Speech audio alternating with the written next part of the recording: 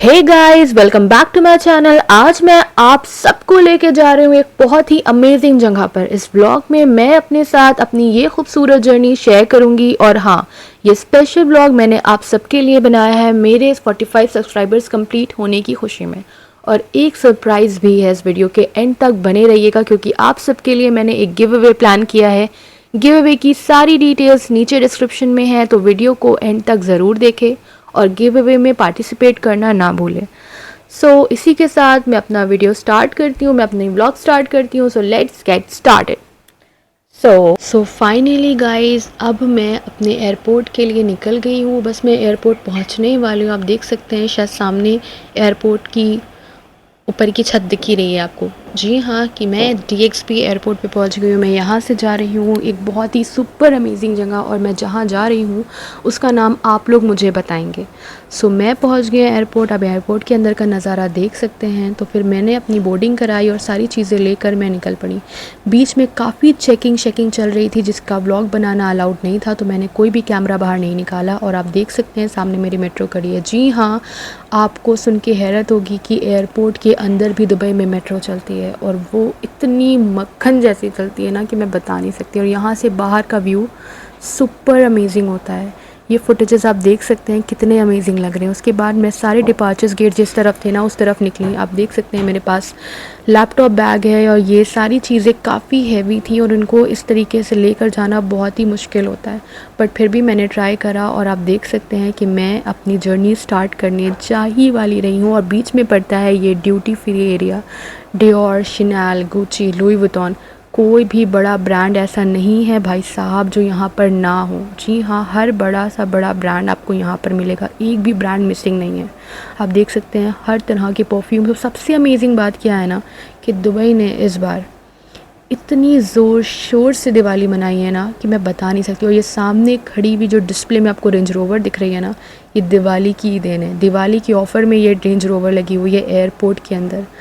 आज मुझे पता चला कि लोग पूरी दुनिया से पागल क्यों होते हैं दुबई आने के लिए, क्योंकि दुबई ने ख़ुद को इस तरह से सामने वाले के सामने बनाया हुआ है ना कि लोग चाह कर भी इस बात को डिनाई नहीं कर सकते कि वो दुबई नहीं जाना चाहते। हर इंसान लाइफ में कभी ना कभी तो दुबई ज़रूर जाना चाहता है।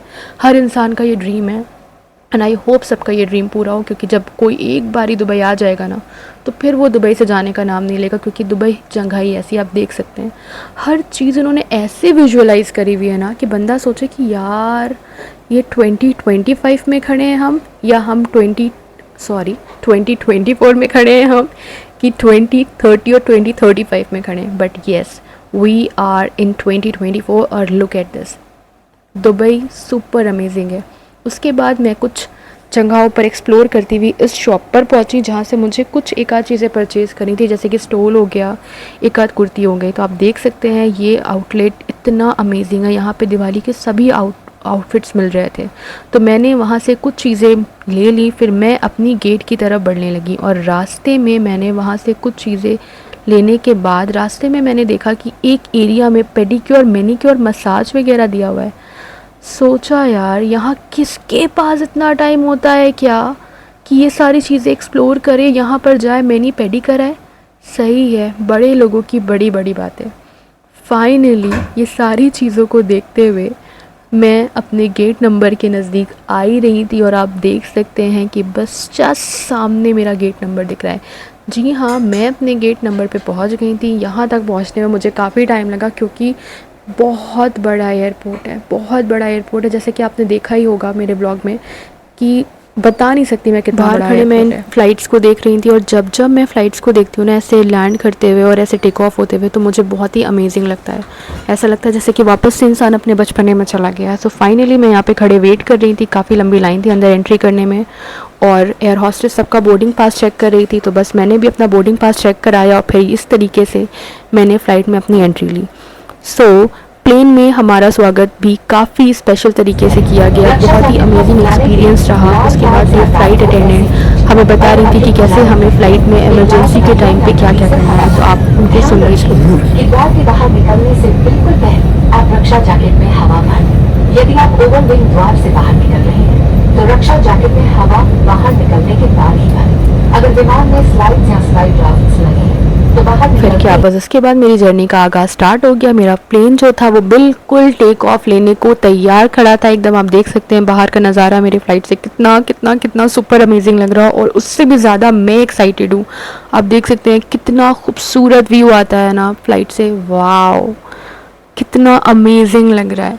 और आपको मालूम है मैंने रास्ते में ना इतनी प्यारे प्यारे व्यूज़ देखे हैं जिसकी कोई इंतहा नहीं। बट एक प्रॉब्लम मेरे साथ थी कि मुझे इतना बोरिंग फील हो रहा था कि आप मेरा चेहरा देख सकते हैं, ऐसा लग रहा था कि मैं बरसों की थकी हैरान परेशान हूँ। बट क्या कर सकती हूँ, जाना तो था ही मैंने। फ़्लाइट भले अमेजिंग ना हो इतनी, भले इतनी इंटरेस्टिंग ना हो, बट आई होप मेरा आगे की जर्नी बहुत ही इंटरेस्टिंग और सुपर अमेजिंग रहे। और बस मैं इसी के साथ पहुंच गई जहां मैं अपनी डेस्टिनेशन पे जा रही थी। आप देख सकते हैं बाहर अचानक से व्यू चेंज हो गया, और इतनी ग्रीनरी आपको दुबई में तो देखने को नहीं मिल सकती है। सो फाइनली मेरी फ़्लाइट जो थी वो लैंड कर चुकी थी और मैं मेरे डेस्टिनेशन पे पहुंच गई थी। तो आप बताएं कि मैं कहाँ पहुंची हूँ और किस सिटी पहुंची हूँ। इंडिया पहुंची हूँ ये तो आपको पता चल गया। खैर पता नहीं यहाँ यार ये किसने इस तरीके का लगाया हुआ था, मुझे बड़ी प्रॉब्लम हो रही थी इसके ऊपर अपना बैग खींचते हुए, क्योंकि हर जगह ये नहीं था।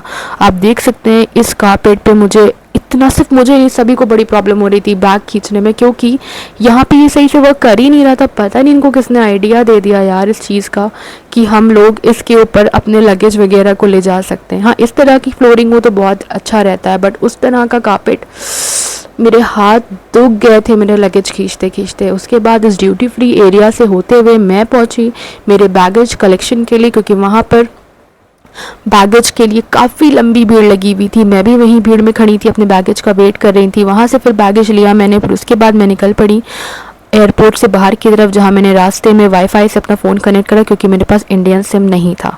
फिर मैंने अपना सारा लगेज संभाला, अपना बैग लिया और मैं यहाँ चार्जिंग पॉइंट की तरफ आई, क्योंकि मेरे फ़ोन में चार्जिंग बिल्कुल भी नहीं बची थी।